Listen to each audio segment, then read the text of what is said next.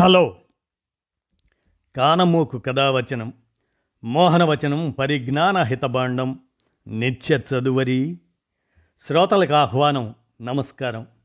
చదవదగునెవరు రాసిన తదుపరి చదివిన వెంటనే మరువక పలువురికి వినిపింపబూనిన అది ఏ పరిజ్ఞాన హితబాండమవుపో మహిళ మోహనవచనమై విరాజిల్లు.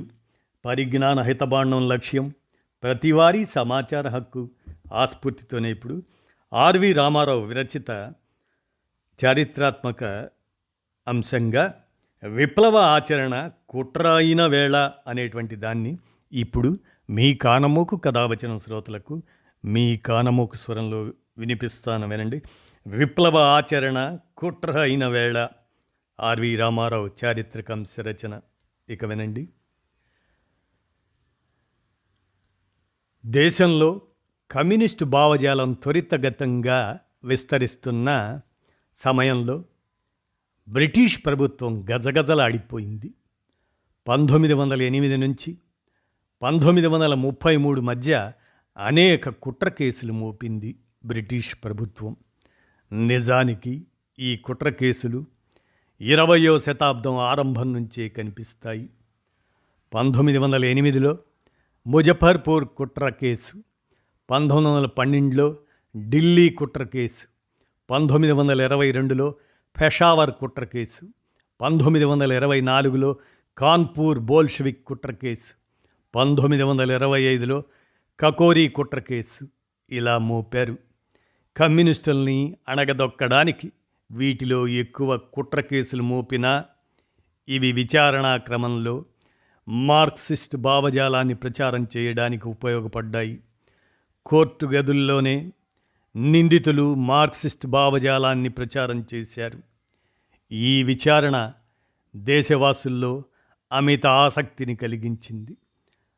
ఆ క్రమంలో ముజఫర్పూర్ కుట్ర కేసు 1908 దాన్ని గమనిస్తే, Muzaffarpur chief presidency magistrate DH Kingsford అతన్ని హత్య చేయడానికి ఖుదీరాం బోస్, ప్రఫుల్ల చంద్ర చెకి ప్రయత్నించడాన్నే ముజఫర్పూర్ కుట్ర కేసు అంటారు. కింగ్స్ఫోర్డ్ వాహనంపై వీరు బాంబులు విసిరారు, కానీ ఆయన ప్రాణాలతో బయటపడ్డారు. కానీ ఈ దాడిలో 2 బ్రిటిష్ మహిళలు మరణించారు. ఖుదీరాం బోస్ను అరెస్ట్ చేశారు. ప్రఫుల్ల చెకి అతన్ని అరెస్ట్ చేస్తారనగా ఆయన ఆత్మహత్య చేసుకున్నారు. ఖుదీరాం బోస్ను ఉరితీశారు. అప్పటికి బ్రిటిష్ ప్రభుత్వం ఉరితీసిన వారిలో ఖుదీరాం బోస్ అందరికన్నా చిన్నవారు. ఇక ఢిల్లీ కుట్ర కేసు చూస్తే ఇది 1912. దీన్నే ఢిల్లీ లాహోర్ కుట్ర కేసు అని కూడా అంటారు. బెంగాల్, పంజాబ్లో అజ్ఞాతవాసం గడుపుతున్న రాజ్ బిహారీ బోస్ అప్పటి భారత వైస్రాయిని హత్య చేయడానికి ప్రయత్నించారు. ఈ కేసులో బసంత్ కుమార్ బిస్వాస్, అమీర్ చంద్, అవధ్ బెహారీని అరెస్టు చేశారు. ఇక పెషావర్ కుట్ర కేసు చూస్తే 1922 నుంచి 1927 సంవత్సరాల మధ్య ఈ కుట్ర కేసు ప్రధానంగా భారత్లో ప్రవేశించడానికి ప్రయత్నించిన ముజాహిర్ల మీద మోపింది. వీరు రష్యా నుంచి భారత్లో ప్రవేశించాలనుకున్నారు. భారత్లో కమ్యూనిస్టు ఉద్యమం నడుపుదామనుకున్నారు. భారత్లో కమ్యూనిస్టు భావజాలం వ్యాప్తి చెందడంతో బ్రిటిష్ ప్రభుత్వం బెంబేలెత్తిపోయింది.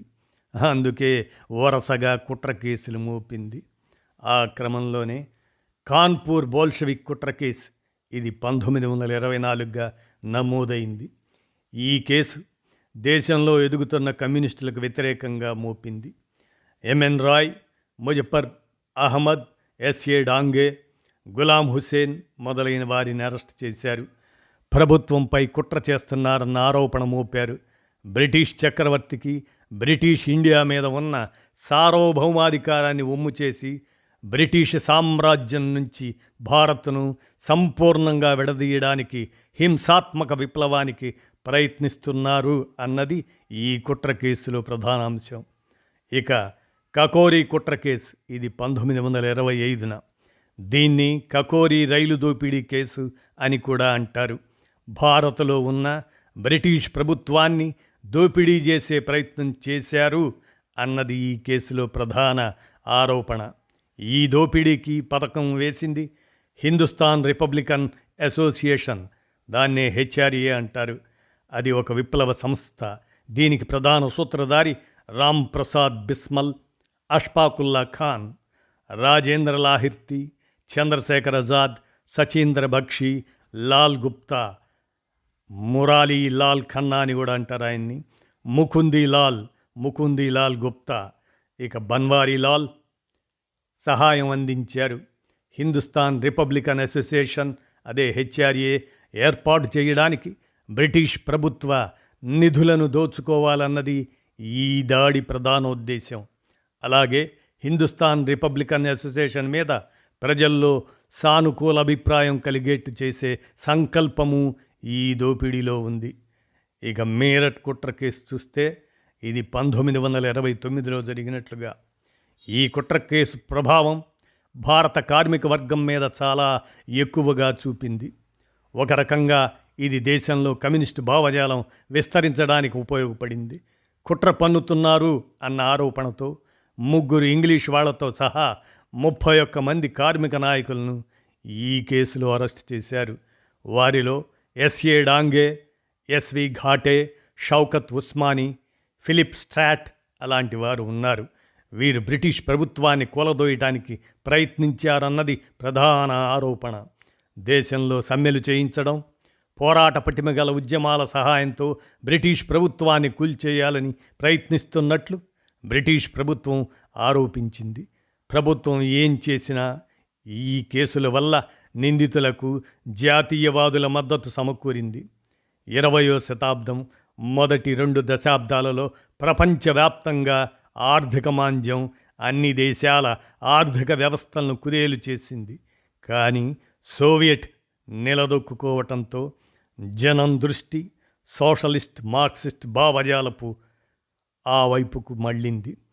ఈ ప్రభావం ప్రపంచవ్యాప్తంగా ఉంది. మన దేశం కూడా దీనికి అతీతం కాదు. ఆ క్రమంలోనే ఇవన్నీ కూడా విప్లవ ఆచరణ కుట్ర అయిన